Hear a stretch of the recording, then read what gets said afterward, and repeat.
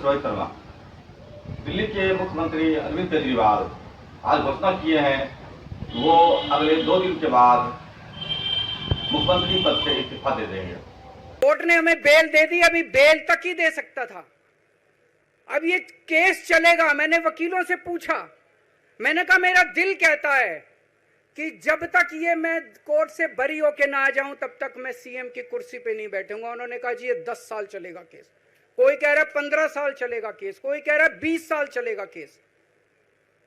तो केस ये अभी लंबा चलेगा। आज कोर्ट जितना कर सकता था, कोर्ट ने हमारे पक्ष में निर्णय लिया है, हमें बेल दे दी। उन्होंने ऐसे कानून में जिसमें बेल मिलनी नामुमकिन होती है, उन्होंने बेल दे दी। आज मैं आपकी अदालत में आया हूं, जनता की अदालत में आया हूं, आपसे पूछने के लिए आया हूं, क्या आप केजरीवाल को ईमानदार मानते हो कि गुनहगार मानते हो?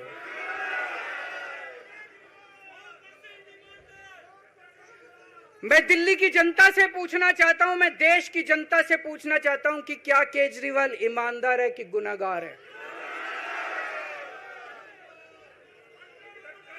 दोस्तों, 2 दिन के बाद, आज से 2 दिन के बाद मैं सीएम की कुर्सी से इस्तीफा देने जा रहा हूं।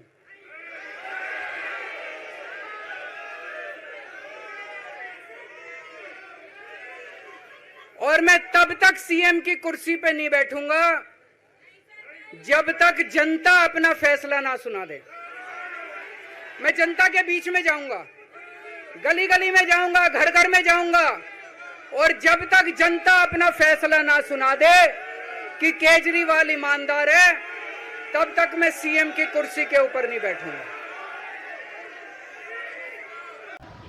क्या कहूं कि जब से वो जेल गए हैं उन पर दबाव, भारी दबाव था भाजपा की तरफ से, केंद्र की तरफ से, एलजी की तरफ से कि वह जो है इस्तीफा दें।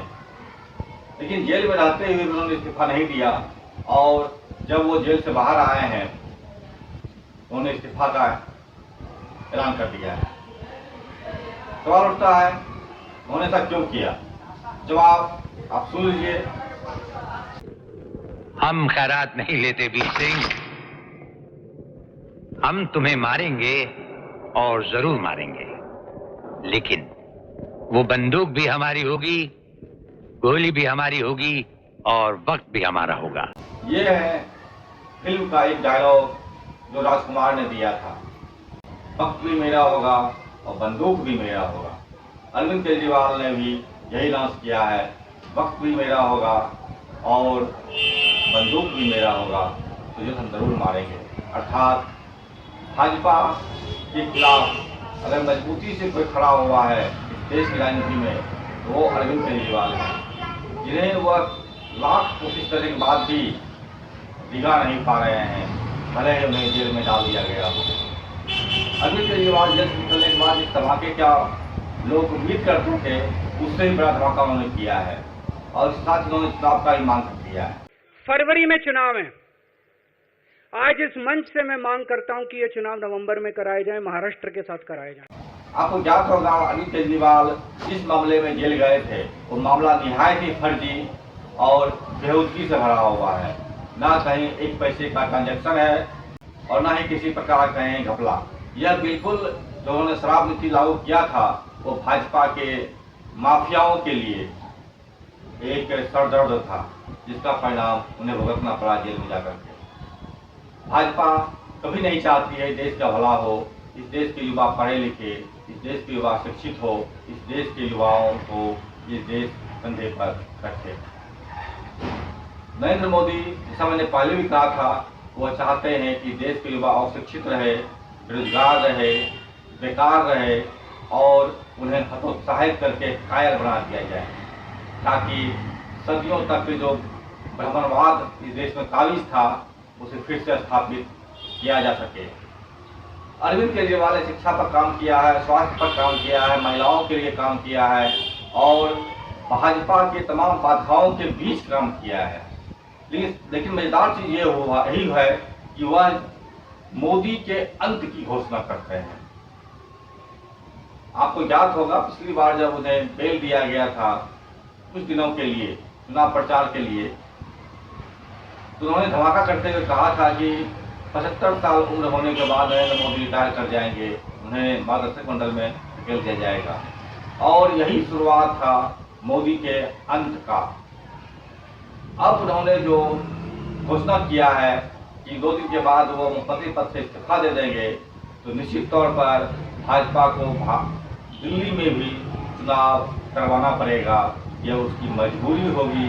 अगर दिल्ली चुनाव नहीं करवाती है भाजपा, तो निश्चित तौर पर जो वहाँ अव्यवस्था फैलेगी या जो भी समस्याएं होगी, उसका ठिकरा एलजी पर टूटेगा, अर्थात मोदी पर टूटेगा, अर्थात अमित शाह पर टूटेगा।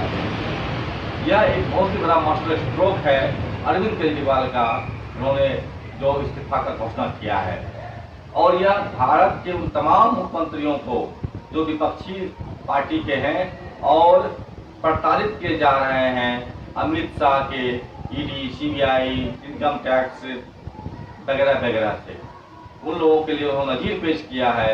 भले हों जेल चले जाए, लेकिन इस्तीफा ना दें, और जब वो अपना वक्त मिले उनको, तब वो घोषणा करें। और इसमें भी मजेदार बात यह हो गया है कि अरविंद केजरीवाल को जेल से रिहाई तब मिली है जब नरेंद्र मोदी सीधा सीबीआई के घर घुस गए हैं।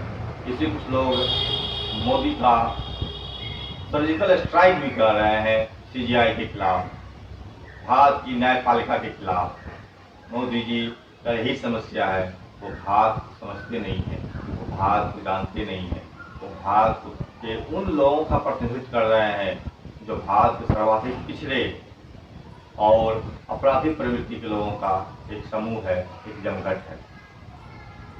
देखते हैं क्या होता है। दिल्ली में चुनाव होने जाने वाला है।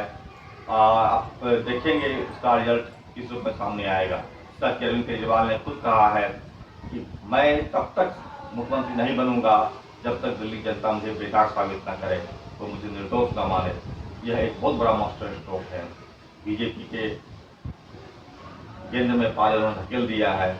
अब बीजेपी जाने, उसका काम जाने, और जितनी फजीयत उन्होंने किया है भाजपा का, वह केजरीवाल उनका अंत का मोहर बता दिया है। नमस्कार, मैं रोहित शर्मा। चैनल देखिए, लाइक कीजिए, सब्सक्राइब कीजिए, शेयर कीजिए, हमसे जुड़े रहिए।